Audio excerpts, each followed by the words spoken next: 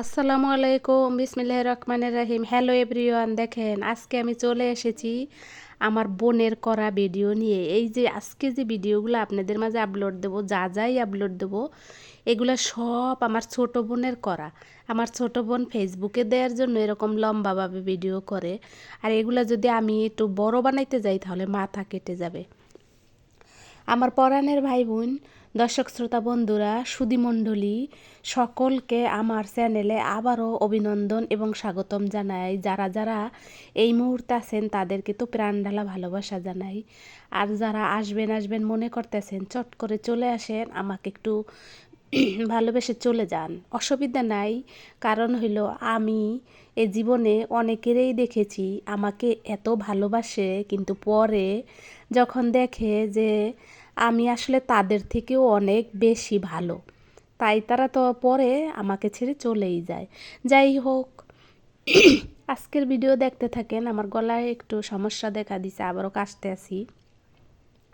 আর এই যে দেখেন, এই প্ল্যাটফর্মে কিন্তু ঘুরতেছিলাম আমি, আমার হাজবেন্ডও ছিল এখানে।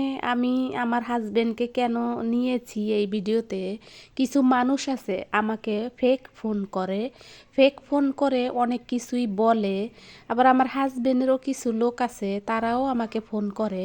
আমি জানি আমার হাজবেন্ডের লোকগুলো আমার হাজবেন্ডকে সেই সব জায়গা নিয়ে যায় যে সব জায়গা আমার হাজবেন্ড চিনে না। কিন্তু আমার হাজবেন্ড এমনি সারা বাংলাদেশ চিনে, কিন্তু কিছু কিছু ক্ষেত্রে সে সেই সব জিনিস চেনে না। তাকে দেখায়, রাস্তা দেখায়, তার থেকেও সুবিধা নেয়। এরকম অনেক মানুষই আছে আমাকে ফোন করে। আজকে আমি তাদের উদ্দেশ্যে এই ভিডিওটা শেয়ার করলাম যে আমার হাজবেন্ড এরকমই, কিন্তু ঘরেও এরকমই। কিন্তু কিছু মানুষ আছে তারা আমাকে ফোন করে আজে বাজে কথা বলে। আজে বাজে এমন আজে বাজে কথা বলে পরাণের ভাই বোন, যেগুলো আমি আপনাদের সাথে শেয়ার করতে পারবো না।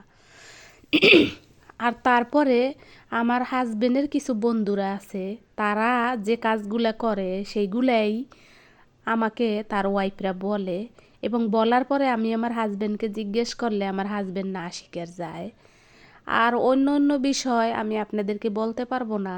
এটা একটা খুব সেনসিটিভ বিষয় ছিল, আর খুব সেনসিটিভ একটা ইস্যু ছিল, যার সাথে জড়িত আছে আমার হাজবেন্ডও। আমার হাজবেন্ডকে আমি এই বিষয় নিয়ে অনেকবার অনেক রকমের কথাই বলেছি, কিন্তু সে কখনোই আমার কাছে সঠিক তথ্যটা স্বীকার করে নাই। যাই হোক, আমি আপনাদেরকে এগুলো নিয়ে আর কোনো কথা বলতে চাই না। আমার জীবনে যা হবে আপনারা দেখতে পারবেন, জানতে পারবেন। আমি আমার হাজবেন্ডকে নিয়ে অনেকগুলা কথাই বলেছি। আপনাদের যদি এই কথাগুলা বুঝতে কষ্ট হয় তাহলে আমার পিছনের ভিডিওগুলো দেখলে বুঝতে পারবেন। যেমন আমি একদিন খিচুড়ি রান্না করে বলেছিলাম যে আজকে আমার হাজবেন্ড, আমরা খিচুড়ি খাচ্ছি, তিনি কোথায় আছে আমরা জানি না। সেই দিনও কিন্তু আমার একটা ফোন এসেছিল, একটা না কয়েকটা ফোন এসেছিল। আমি সেই দিনও আমি কিছুই বলি নাই, আর বলার চেষ্টাও করি নাই। যার ফলে আমার এই ব্যাপারটা অনেক দূর এগিয়ে গেছে, আর খুব খারাপ খারাপ ব্যাপার হইতেছে। আর এই যে দেখেন, আমি আজকে আমার ভিডিওতে কি দেখাইলাম, আর কিভাবে মানুষ পারে এই রকম করতে। এই যে এখন তো দেখতেই পাইতেছেন যে আমার হাজবেন্ড আমাকে কিভাবে সঙ্গ দেয়। এই সঙ্গগুলো কিভাবে দেয়, কেন দেয়, সেটা অন্য ভাবি যারা আমার কাছে আসে, যারা আমার থেকে পরামর্শ নেয়, তারা দেখলে বুঝতে পারবে। মানুষের আসলে অনেক ধরনেরই ব্যাপার আছে, অনেক ধরনেরই কথা আছে, অনেক কিছু আছে যেগুলো আসলে শেয়ার করা সম্ভব না।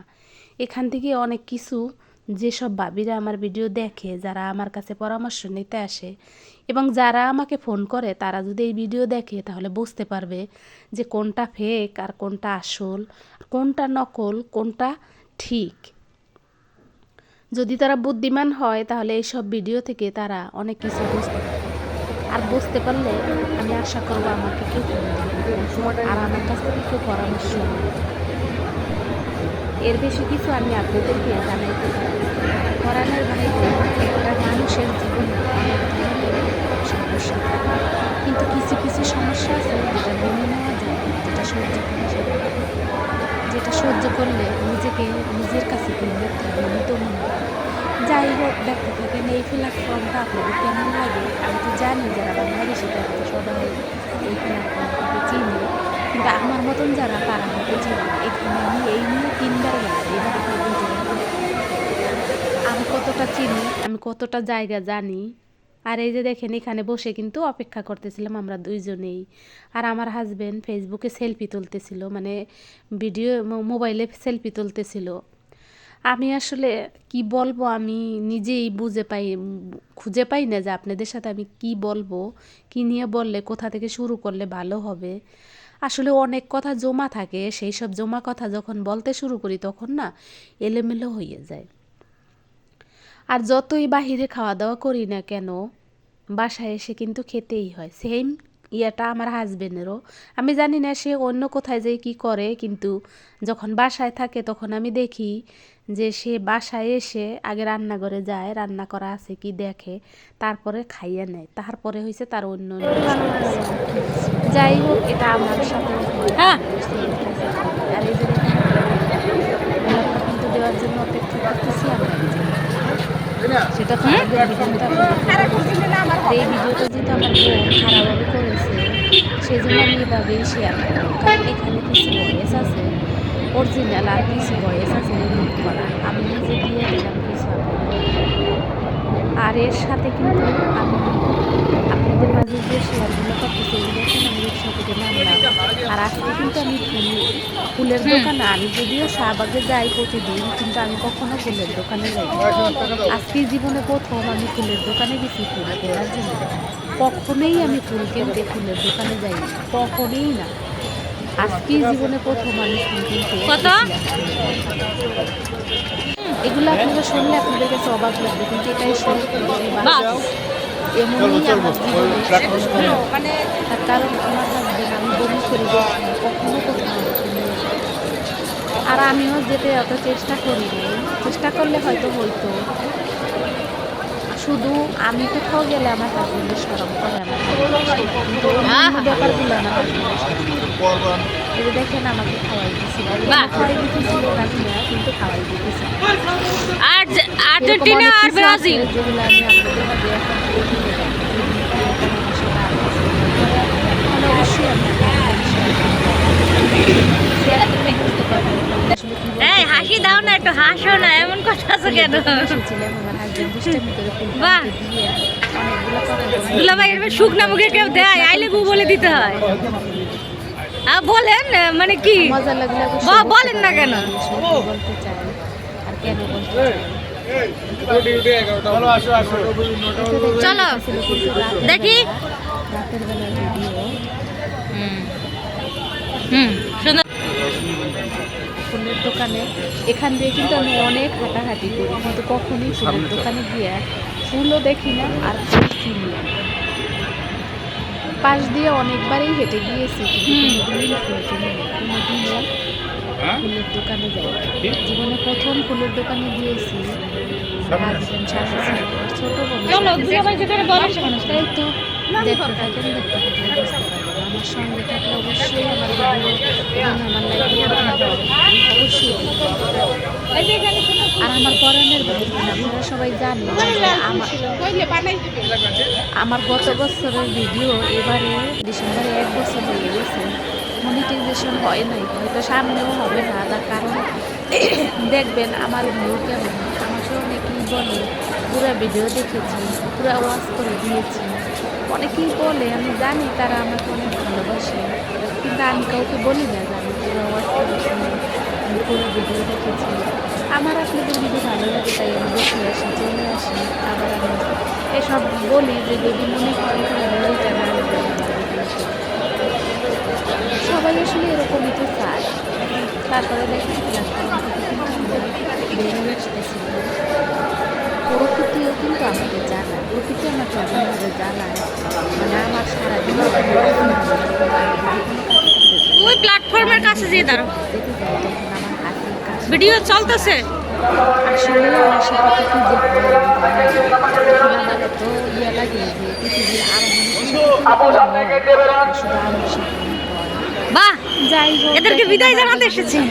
বাড়ি নিয়ে যায় তখন আমার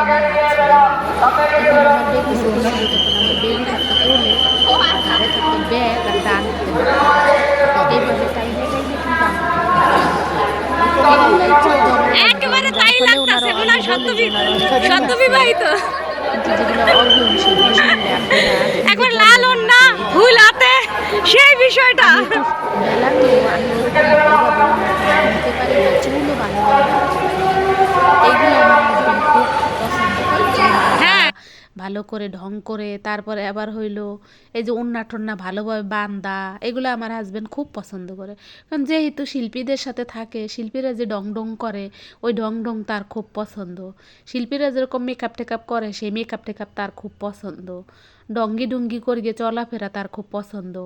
কালারফুল জামা কাপড় পরাও তার খুব পছন্দ। কিন্তু যেগুলো আমার রাজকন্যা পছন্দ করে না, সে সাদাসিধা মা চায়, যেরকম আমি আছি এরকমই চায়। ছোটোবেলা থেকেই আমার রাজকন্যা এগুলো সম্বন্ধে খুব সচেতন। সে কখনো কালারফুল কিছু পছন্দ করে না আমার জন্য, নিজের জন্যও না। ছোটবেলা থেকেই সে একটু অন্যরকম, তার মা যেন তার কাছেই শ্রেষ্ঠ, এরকম একটা ভাব তার ভিতরে।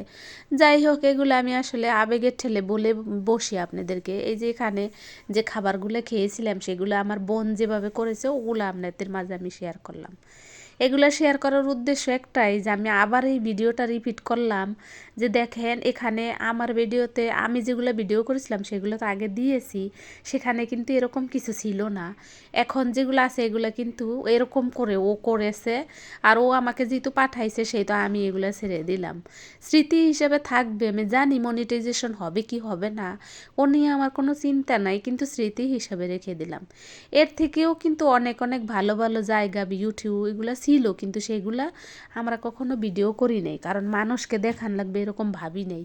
কিন্তু এখন দেখান লাগে, কারণ আমাকে অনেকেই ফোন করিয়ে জ্বালায় যে আপনার হাজবেন্ড এমন, আপনার হাজবেন্ড তমন, আপনার হাজবেন্ডের এই সমস্যা আছে, আপনার হাজবেন্ডের ওই ওই আছে, আপনার হাজবেন্ড আমাদেরকে জ্বালায়, আমাদেরকে করে, আপনি এগুলো কিছু জানেন না, আপনারা জানায় না, এরকম অনেক ধরনের কথাবার্তা আছে যেগুলো আমি আমার হাজব্যান্ডে বললে তিনি বিশ্বাস করেন না। তিনি বলে তুমিই ফোন করো, তুমিই কথা বলো, তুমি তাদেরকে জ্বালাও, এরকম বলে।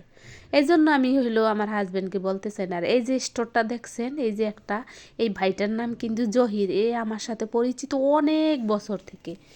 এই স্টোরটা ছিল ছোট, এখন মাশাল্লাহ অনেক বড় হয়েছে। কিন্তু যখন এই সুখের দিন আসে না, তখনই কিন্তু একটা কষ্ট এসে হাজির হয়, যেটা মেনে নেওয়া সম্ভব না।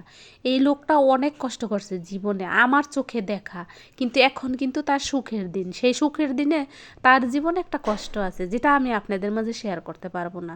অল্প একটু আপনাদেরকে বললাম, মানুষের জীবনে আসলে কখন কি ঘটবে কেউ জানে না।